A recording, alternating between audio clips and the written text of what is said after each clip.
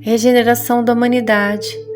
Precipitam-se com rapidez os acontecimentos, pelo que já não vos dizemos como outrora, aproximam-se os tempos. Agora dizemos, os tempos são chegados. Não suponhais que as nossas palavras se referem a um novo dilúvio, nem a um cataclismo, nem a um revolvimento geral. Revoluções parciais do globo se hão produzido em todas as épocas e ainda se produzem, porque decorrem da sua constituição, mas não representam os sinais dos tempos. Entretanto, tudo que está predito no Evangelho tende a cumprir-se, e nesse momento se cumpre, conforme reconhecereis mais tarde. Não tomeis, porém, os sinais anunciados, senão como figuras que precisam ser compreendidas segundo o Espírito e não segundo a letra. Todas as Escrituras encerram grandes verdades sob o véu da alegoria, e por se terem apegado à letra, é que os comentadores se transviaram. Faltou-lhes a chave para lhes compreenderem o verdadeiro sentido. Essa chave está nas descobertas da ciência e nas leis do mundo invisível, que o Espiritismo vem revelar. Daqui em diante, com o auxílio desses novos conhecimentos, o que era obscuro se tornará claro e inteligível. Tudo segue a ordem natural das coisas, e as leis imutáveis de Deus não serão subvertidas. Não vereis milagres, nem prodígios, nem fatos sobrenaturais, no sentido vulgarmente dado a essas palavras. Não olheis para o céu em busca dos sinais precursores, porquanto nenhum vereis, e os que vô-los anunciarem estarão a enganar-vos. Olhai em torno de vós, entre os homens, aí é que os descobrireis. Não sentis como um vento sopra sobre a terra e agita todos os espíritos? O mundo se acha na expectativa, e como presa de um vago pressentimento de que a tempestade se aproxima. Não acrediteis, porém, no fim do mundo material. A terra tem progredido, desde a sua transformação. Tem ainda que progredir e não que ser destruída. A humanidade, entretanto, chegou a um dos períodos de sua transformação, e o mundo terreno vai elevar-se na hierarquia dos mundos. O que se prepara não é, pois, o fim do mundo material, mas o fim do mundo moral. É o velho mundo, o mundo dos preconceitos, do orgulho, do egoísmo e do fanatismo que se esboroa. Cada dia leva consigo alguns destroços. Tudo dele acabará com a geração que se vai, e a geração nova erguerá um novo edifício que as gerações seguintes consolidarão e completarão. De mundo de expiação, a terra se mudará um dia em mundo ditoso, e habitá-lo será uma recompensa em vez de ser uma punição. O reinado do bem sucederá ao reinado do mal. Para que na terra sejam felizes os homens, preciso se faz que somente a povoem espíritos bons, encarnados e desencarnados, que unicamente ao bem aspirem. Como já chegou esse tempo, uma grande imigração nesse momento se opera entre os que habitam. Os que praticam o mal pelo mal, alheios ao sentimento do bem, dela se verão excluídos, porque acarretariam novamente perturbações e confusões que constituiriam obstáculo ao progresso. Irão espiar o seu endurecimento em mundos inferiores, aos quais levarão os conhecimentos que adquiriram, tendo por missão fazê-los adiantar-se. Substituirão na terra espíritos melhores que farão reinar entre si a justiça, a paz, a fraternidade. A terra, dissemo-lo, não será transformada por um cataclismo que aniquile de súbito uma geração. A atual desaparecerá gradualmente e a nova lhe sucederá do mesmo modo, sem que haja mudança na ordem natural das coisas. Tudo, pois, exteriormente, se passará como de costume, com uma única diferença, embora capital, a de que uma parte dos espíritos que nela encarnavam não mais encarnarão. Em cada criança que nasça, em lugar de um espírito atrasado e propenso ao mal, encarnará um espírito mais adiantado e propenso ao bem. Trata-se, portanto, muito menos de uma nova geração corporal do que de uma nova geração de espíritos. Assim, desapontados ficarão os que contem que a transformação resulte de efeitos sobrenaturais e maravilhosos. A época atual é a da transição. Os elementos das duas gerações se confundem. Colocados no ponto intermédio, assistis a partida de uma e a chegada da outra, e cada uma já se assinala no mundo pelos caracteres que lhes são próprios. As duas gerações que sucedem uma à outra têm ideais e modos de ver inteiramente opostos. Pela natureza das disposições morais, porém, sobretudo pelas disposições intuitivas e inatas, torna-se fácil distinguir a qual das duas pertence cada indivíduo. Tendo de fundar a era do progresso moral, a nova geração se distingue por uma inteligência e uma razão em geral precoces, juntas ao sentimento inato do bem e das crenças espiritualistas, o que é sinal indubitável de certo grau de adiantamento anterior. Não se incorporará tão só de espíritos eminentemente superiores, mas espíritos que, já tendo progredido, estarão dispostos a assimilar as ideias progressistas e aptos a secundar o movimento regenerador. O que, ao contrário, distingue os espíritos atrasados é, primeiramente, a revolta contra Deus, pela negação da providência e de qualquer poder acima da humanidade. Depois, pela propensão instintiva para as paixões degradantes, para os sentimentos antifraternais do orgulho, do ódio, do ciúme, da cupidez, enfim, da predominância do apego a tudo o que é material. Desses vícios é que a terra tem de ser expurgada pelo afastamento dos que recalcitram em emendar-se, visto que são incompatíveis com o reino da fraternidade, e os homens de bem sofreriam sempre com o contato dessas criaturas. Livre deles a terra, os outros caminharão desembaraçadamente para o futuro melhor que lhes está reservado nesse mundo. É recompensa de seus esforços e da sua perseverança, enquanto uma depuração ainda mais completa não lhes abre o pórtico dos mundos superiores. Com referência a essa imigração de espíritos, ninguém pretenda que todos os espíritos retardatários serão expulsos da terra e relegados para mundos inferiores. Muitos, ao contrário, aí hão de voltar, porque muitos cederão ao império das circunstâncias e do exemplo. Neles, a casca está mais estragada do que o cerne, uma vez subtraídos à influência da matéria e dos prejuízos do mundo corporal. Eles, em sua maioria, verão as coisas de maneira inteiramente diversa da que as viam quando vivos, conforme os numerosos casos que já tendes apreciado. Para isso, terão a ajudá-los os espíritos bons, que por eles se interessam e que se esforçam por esclarecê-los e por lhes mostrar que errado era o caminho que trilhavam. Pelas vossas preces e exortações, podeis contribuir muito para que se melhorem, porque há perpétua solidariedade entre os mortos e os vivos. Aqueles, consequentemente, poderão voltar e sentirão felizes, porque isso lhes será uma recompensa.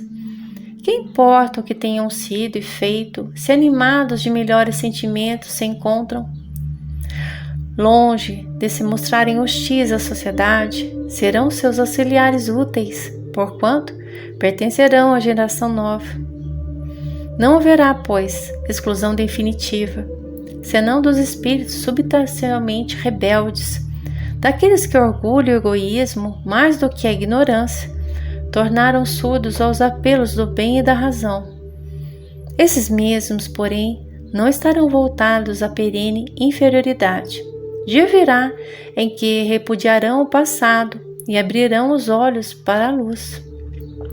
Assim, orai por esses endurecidos, a fim de que se emendem enquanto ainda é tempo, visto que se aproxima o dia da expiação. Infelizmente, a maioria, desconhecendo a voz de Deus, persistirá na sua cegueira e a resistência que virá a opor mascarará, por meio de terríveis lutas, o fim do reinado dos que a constituem. Desvairados, correrão a sua própria perda, provocarão destruições que darão origem a um sem número de flagelos e de calamidades de sorte que, sem o quererem, apreciarão o advento da era de renovação. E como se não se operasse com bastante rapidez a destruição, os suicídios se multiplicarão em proporções inauditas, até entre as crianças. A loucura jamais terá atingido tão grande quantidade de homens que, antes mesmo de morrerem, estarão riscados do número dos vivos. São esses os verdadeiros sinais dos tempos, e tudo isso se cumprirá pelo encadeamento das circunstâncias, como já o dissemos, sem que haja mais ligeira derrogação das leis da natureza. Contudo, através da escura nuvem que vos envolve, em cujo seio ronca a tempestade, já podeis ver despontados os primeiros raios da era nova. A fraternidade lança seus fundamentos em todos os pontos do globo, e os povos estendem uns aos outros as mãos. A barbárie se familiariza no contato com a civilização. Os preconceitos de raças e de seitas que causaram o derramamento de ondas de sangue se vão extinguindo. O fanatismo, a intolerância perdem terreno, ao passo que a liberdade de consciência se introduz nos costumes e se torna um direito. Por toda parte fermentam as ideias, percebe-se o mal, experimentam-se remédios para debelá-lo. Mas muitos caminham sem bússola e se perdem em utopias. O mundo se acha empenhado no imenso trabalho de gestação que já dura há um século. Nesse trabalho ainda confuso, nota-se, todavia, que predomina a tendência para determinado fim, o da unidade e da uniformidade, que predispõe à confraternização. Também aí tem sinais dos tempos, mas, enquanto os outros são os das agonias do passado, esses últimos são os primeiros vagidos da criança que nasce, que precursores da aurora que o próximo século verá despontar, pois que então a geração nova estará em toda a sua pujança. Tanto a fisionomia do século XIX difere da do 18º, sob certos pontos de vista, quanto a do 20º diferirá da do século XIX, sobre outros pontos de vista. A fé inata será um dos caracteres distintivos da nova geração. Não a fé exclusiva e cega que divide os homens, mas a fé raciocinada, que esclarece e fortifica, que os une e confunde num sentimento comum de amor a Deus e ao próximo. Como a geração que se extingue, desaparecerão os últimos vestígios da incredulidade e do fanatismo, igualmente contrários ao progresso moral e social. O Espiritismo é a senda que conduz à renovação, porque destrói os dois maiores obstáculos que se opõem a essa renovação, a incredulidade e o fanatismo, porque faculta uma fé sólida e esclarecida, desenvolve todos os sentimentos e todas as ideias que correspondem aos modos de ver da nova geração, pelo que, no coração dos representantes desta, ele se achará inato, em estado de intuição. Assim, pois, a era nova vê-lo-á engrandecer-se e prosperar pela força mesma das coisas. Tornar-se-á a base de todas as crenças, o ponto de apoio de todas as instituições. Mas, daqui até lá, que de lutas terá ainda de sustentar contra os seus dois maiores inimigos, a incredulidade e o fanatismo, que, coisa singular, se dão as mãos para abatê-lo. É que os dois lhe pressentem o futuro e, em consequência, a ruína de ambos. Essa razão porque o temem já o vem erguendo sobre os destroços do velho mundo egoísta, a bandeira em torno da qual se reunirão todos os povos. A divina máxima: fora da caridade não há salvação. Eles leem a sua própria condenação, porquanto essa máxima é o símbolo da nova aliança fraternal proclamada pelo Cristo. Ela se lhes apresenta como as palavras fatais do festim de Baltazar.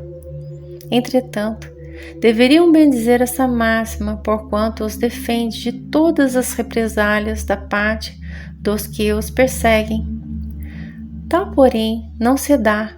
Uma força cega os impele a rejeitar a única coisa capaz de salvá-los. Que poderão contra os ascendentes da opinião que os repudia? O Espiritismo sairá triunfante da luta. Ficai certos, porquanto ele está nas leis da natureza, não podendo por isso mesmo perecer. Observai a multiplicidade de meios, porque a ideia se espalha e penetra em toda parte. Crede que esses meios não são fortuitos, mas providenciais. O que à primeira vista deverá ser-lhe prejudicial, exatamente o que lhes auxilia a propagação. Dentro em breve, surgirão campeões que, em voz alta, se proclamarão tais, entre os de maior consideração e mais acreditados, os quais, com a autoridade de seus nomes e de seus exemplos, o apoiarão, impondo silêncio aos que os detratem, pois ninguém ousará tratá-los de loucos. Esses homens os estudam em silêncio e aparecerão quando for chegado o momento oportuno. Até lá, bom se conservarem afastados. Dentro em pouco, também vereis as artes se acercarem dele como de uma mina riquíssima e traduzirem os pensamentos e horizontes que ele patenteia por meio da pintura, da música, da poesia e da literatura. Já se vos disse que haverá um dia a arte espírita como houve a arte pagã e a arte cristã. É uma grande verdade, pois os maiores gênios se inspirarão nele. Em breve vereis os primeiros esboços da arte espírita, que mais tarde ocupará o lugar que lhe compete. Espíritas, o futuro é vosso e de todos os homens de coração e devotados.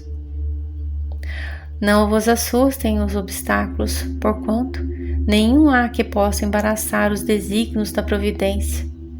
Trabalhai sem descanso e agradecei a Deus o ter-vos colocado na vanguarda da nova falange.